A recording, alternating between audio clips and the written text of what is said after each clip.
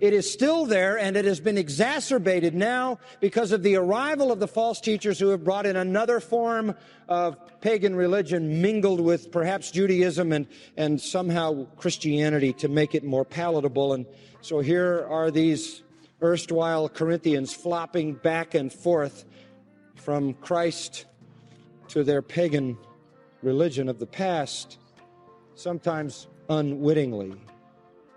And so Paul makes a direct statement in verse 14 that is the command, the mandate, the standard, and the principle which is elucidated in the rest of the text. It is this: do not be bound together with unbelievers.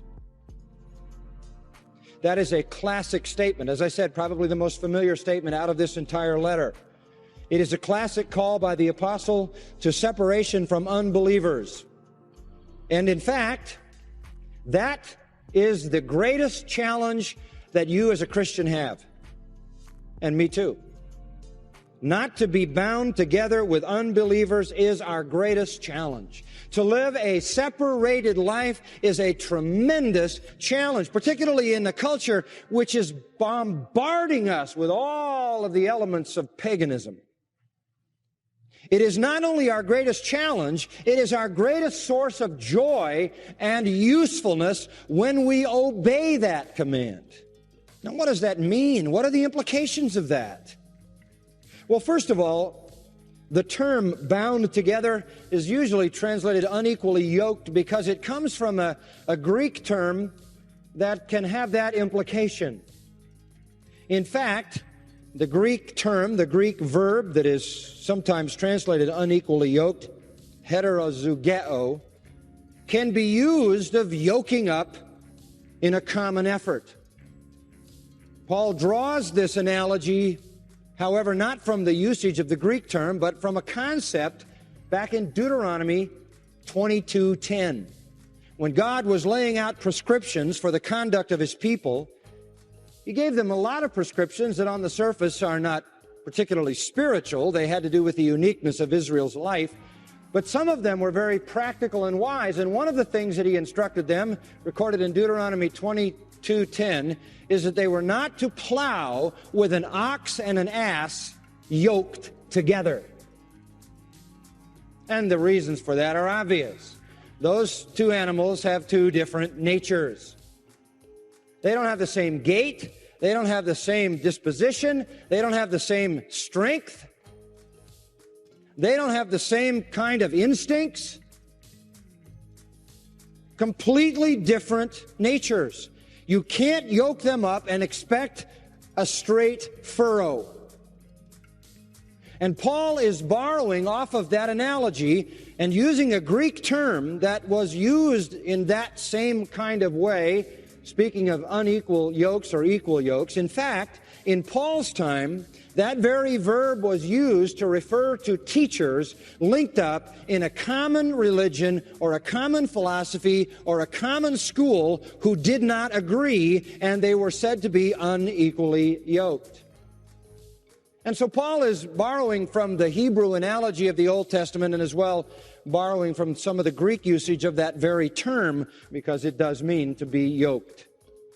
To be involved in a common enterprise, linked together, and to have to do the same thing in perfect harmony is an utter impossibility if we are talking about a believer and an unbeliever. Do not allow yourself to be bound together in a yoke with an unbeliever. Now that opens up all kinds of possibilities. What in the world does Paul mean when he says, don't be bound together with unbelievers? How are we to understand that? Because the implications of that have all kinds of significance for our lives. Now, somebody's going to come along and say, well, look, in the purest and truest sense, it's really calling you to the monastic lifestyle. Just isolate yourself. That's really what it was, the misinterpretation of this that was behind the monastic mentality. And some of us in a more modern environment might say, well, what it really means is you better be sure that you buy your home from a Christian real estate agent and you buy your car from a Christian car dealer, and that you make sure you got Christian neighbors, and you make sure that you have your kids in a Christian school, and you make sure you buy your insurance from a Christian agent, and you make sure you find a Christian butcher, and on and on and on ad infinitum. And we just cannot get into any kind of thing and make sure, boy, you don't want to be in a mutual fund. Boy, then you're really linked up with unbelievers. And you better be careful who's putting money in your bank. I mean, it goes on and on and on. Where do we draw this line here? How far does this go? What about dating? What about marriage? What about a partnership? What about being on a team? What about working together with someone? What about recreating together with them? What about a mutual fund? What about a common business? What about a partnership? What about a limited partnership? What about? Where do we draw the line here? What are we talking about? Are we supposed to go out of the world? Well, that's kind of hard, because the Great Commission says, go into the world and preach the gospel to every creature, right? So we're not supposed to go out of the world. In fact, look what Paul said to the Corinthians. They would understand that statement in the context of what he had already said to them. So let's go back to 1 Corinthians and see how Paul defines what he means by that. And he sets some very clear parameters so that we don't have to be confused.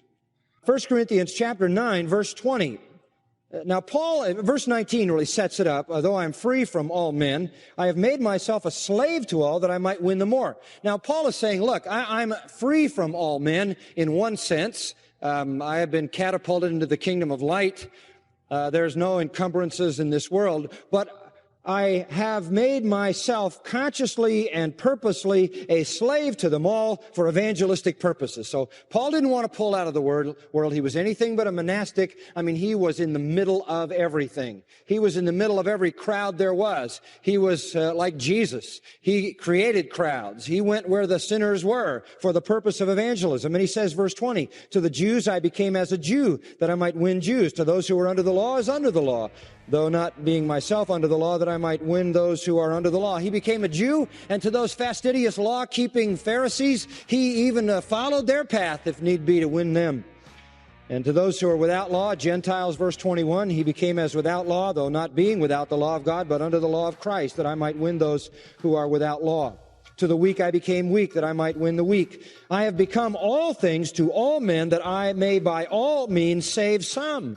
And I do all things for the sake of the gospel, that I may become a fellow partaker of it. Another way of saying that I might have partners in this deal. I want to win people to Christ. So look, Paul didn't leave the world. He didn't run from it. He got right in the middle of it for the purpose of leading people to the knowledge of Christ. He is not calling for isolation. There's no place for isolation from unbelievers. If God wanted us isolated from unbelievers, He would have saved us and instantly catapulted us into heaven.